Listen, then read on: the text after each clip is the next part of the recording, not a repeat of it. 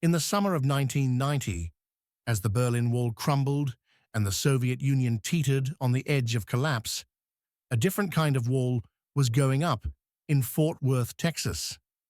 Inside a heavily guarded hangar at General Dynamics, workers assembled something the world had never seen: a flying wing, black as midnight, sharp as a blade. This was the A-12 Avenger II, and it was supposed to change everything. The Navy had waited decades for this moment. Since the 1960s, carrier aviation had been stuck in a paradox.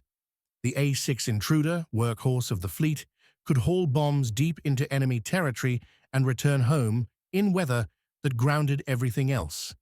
But it was subsonic, vulnerable, aging. Meanwhile, the Air Force was building stealth bombers and fighters that could slip through radar nets like ghosts. The Navy watched, envious and anxious. They needed their own invisible weapon, something that could launch from a carrier deck, penetrate the most sophisticated air defenses the Soviets could devise, and deliver precision strikes against targets that would decide the outcome of World War III. The A-12 Avenger II was that answer. At least, it was supposed to be. The program began in 1983, when the Cold War still had years to run, and the threat was crystal clear. Soviet naval power was expanding. Their submarines prowled the Atlantic. Their surface fleet challenged American dominance in every ocean. And their air defense networks, layered with radars and missiles, ringed their territory like steel fortresses. The Navy needed to break through those fortresses, and they needed to do it from the sea. Stealth technology promised salvation. The Air Force's F-117 Nighthawk had proven the concept. Radar could be fooled. Aircraft could be made invisible. But the F-117 was built for land bases, designed by the Air Force for the Air Force. The Navy needed something different, something that could withstand the violent catapult launches from carrier decks, something with the range to strike targets 1,000 miles inland and return without refueling, something that could operate in the salt spray and harsh conditions of naval aviation. In 1988, the Navy awarded the contract to a team led by General Dynamics and McDonnell Douglas, with Boeing as a partner. The price tag, $38 billion for over 400 aircraft. It was one of the largest defense contracts in history. The aircraft they proposed was revolutionary. A flying wing design, inspired by the same aerodynamic principles that would later define the B-2 Spirit bomber. But where the B-2 was massive, designed to carry nuclear weapons across continents, the A-12 was compact, tailored for carrier operations. The shape was dictative, an isosceles triangle, flat and wide, with no vertical tail surfaces. Every angle calculated to deflect radar waves away from their source. The skin would be composite materials, absorbing electromagnetic energy rather than reflecting it. The engines, two General Electric F412 turbofans, buried deep inside the airframe to hide their heat signature. Even the weapons would be carried internally, tucked into bays that kept the aircraft's profile clean and radar cross-section minimal. On paper, it was magnificent. In practice, it was a nightmare. Stealth aircraft are not built like conventional planes. Traditional aluminum construction, with its rivets and seams, creates a structure that's strong, relatively simple to manufacture, and easy to repair. Stealth aircraft demand perfection. Every surface must align. Every gap must be sealed. The materials are exotic, difficult to work with, unforgiving of error. And the A-12 pushed these challenges to the extreme. The composite materials that formed its skin were supposed to be lighter than metal while providing the same strength. But they were also brittle, prone to delamination, and required precise temperature control during manufacturing. The flying wing configuration, while aerodynamically efficient, was inherently unstable.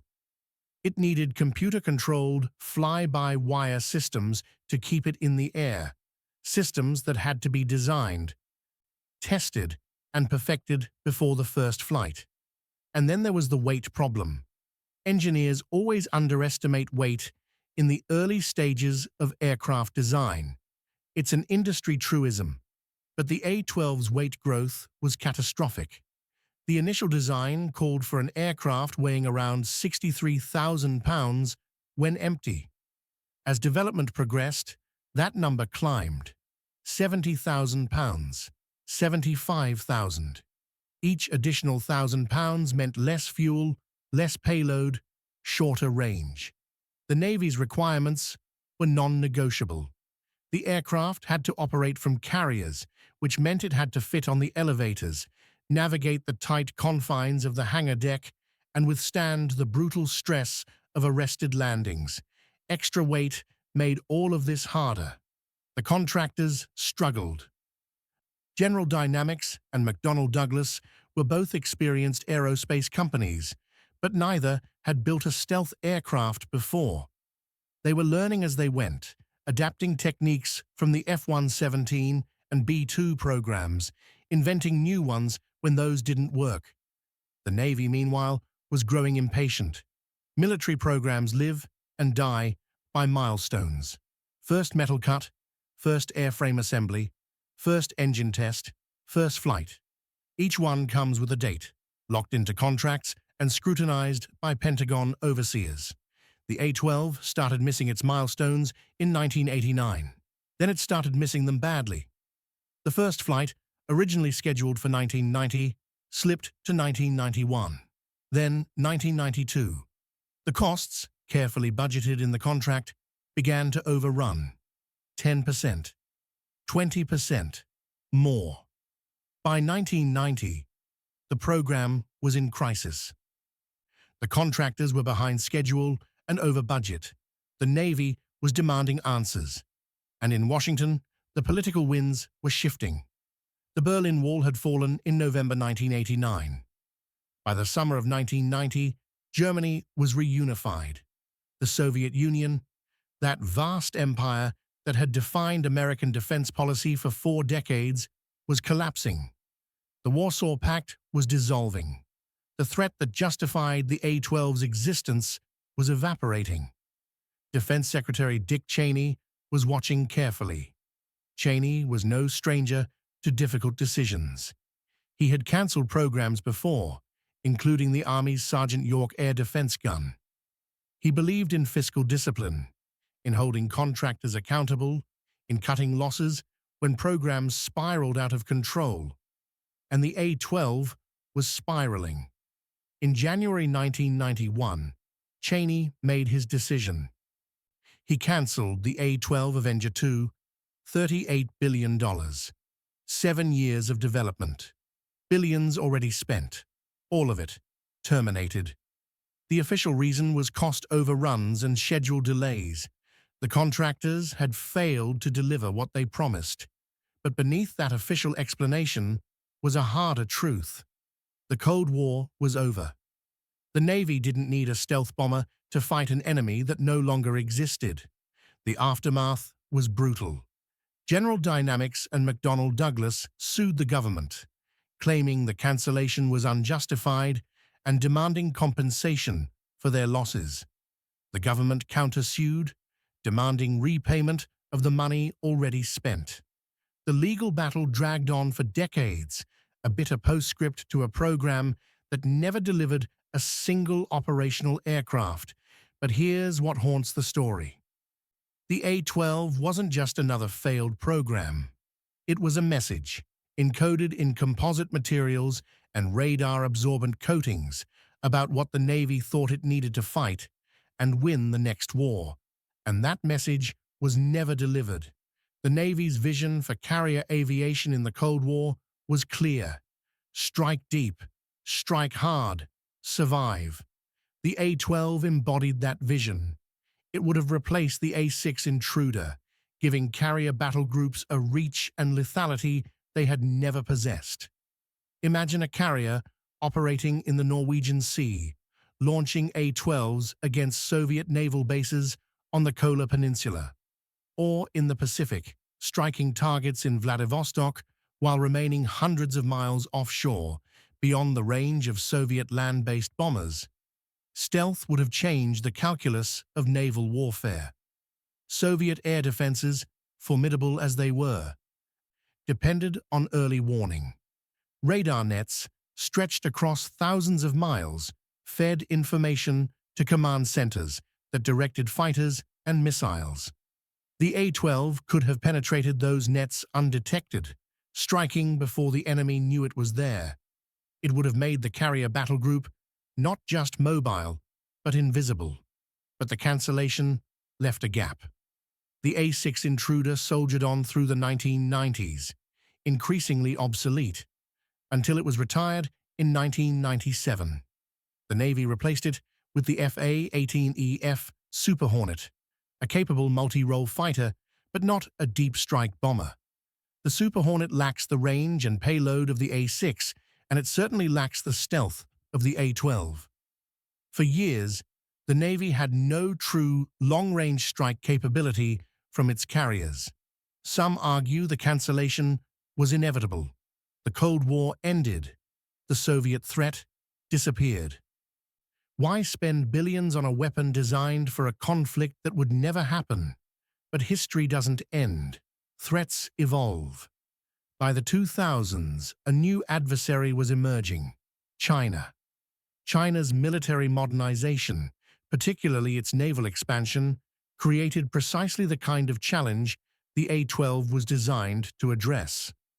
The People's Liberation Army Navy fielded advanced destroyers, submarines, and anti-ship missiles. They built artificial islands in the South China Sea, turning reefs into air bases, and they developed anti-access, area denial strategies designed to keep American carriers far from their shores. The term for this is A2AD, anti-access, area denial. It's a doctrine built on pushing American naval power away from contested areas using long-range missiles, submarines, and air defenses. It's exactly the kind of threat environment the A-12 was meant to operate in. A stealth bomber, launched from a carrier, could penetrate those defenses, strike key targets, and return. It would give the Navy the ability to project power even when the enemy controlled the airspace. Instead, the Navy found itself struggling with a capability gap. The solution eventually was the F-35C Lightning II, the carrier variant of the Joint Strike Fighter. The F-35C has stealth. It has advanced sensors, but it's a fighter first and a strike aircraft second. Its payload is limited. Its range, while respectable, doesn't match what the A-12 would have delivered. In the 2010s, the Navy began developing a new program to fill the gap. The MQ-25 Stingray, an unmanned aerial refueling tanker, extends the range of carrier aircraft. And there are whispers of future programs, classified efforts to develop long-range strike capabilities for carriers. But these are incremental solutions.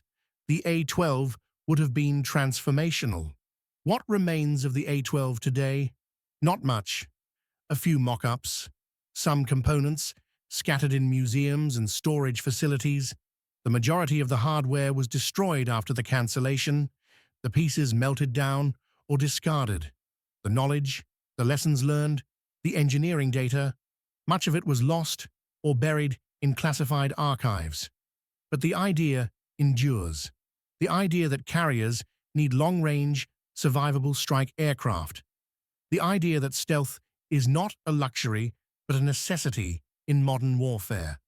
The idea that naval aviation must evolve to meet new threats, even when those threats are not yet fully understood. The A-12 Avenger II was born in secrecy, designed for a war that never came and cancelled before it could prove its worth. It was a Cold War weapon that arrived too late for the Cold War, but too early for the conflicts that followed. And in its failure, it delivered a message the Navy didn't fully understand until decades later. The message was simple.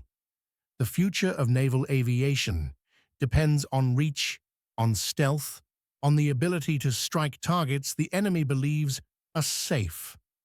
That message remains unfinished. The A-12 never flew. Its mission was never accomplished. But somewhere, in the halls of the Pentagon and the design bureaus of aerospace companies, engineers and strategists are still trying to answer the question the A-12 was meant to solve. How do you project power from the sea when the enemy can see you coming? For more true World War II stories and history, don't forget to subscribe to World War II Impact.